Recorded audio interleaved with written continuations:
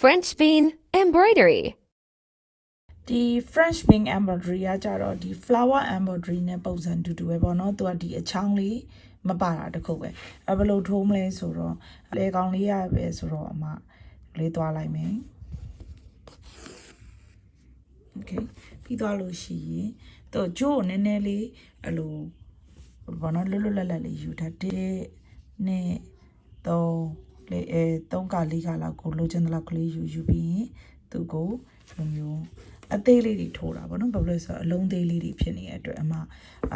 ရစ်တာကို3-4ခုမယူတော့ဘူးနော်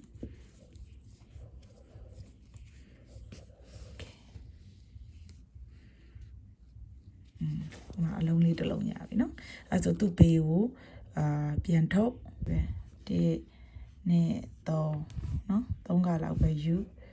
ပြီးတော့ဒီအောင်ထုတ်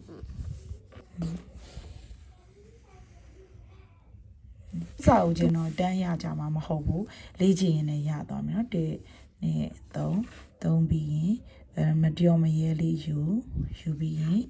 အောက်နားကတ်တဲ့အထိအရင်နဲ့ဆွဲမထားနဲ့အရင်ဆွဲပြန်တော့လဲကြစ်လုံးတော့ဒီအတိုင်ကထောက်ဖို့မလွယ်ဘူးပေါ့နော်ဆိုတော့အရင်ပွားတော့လဲခုနလိုမျိုးရော်ရဲတွေထွက်လာမှာပေါ့နော်အဲ့တော့ကိုကမရော့မရဲလေးပြည်လေးကိုကင်တဲ့အောင်လေ့ကျင့်ပေါ့နော်ဆိုတော့အထုံးလေးလို့ဖြစ်အောင်လုပ်တာ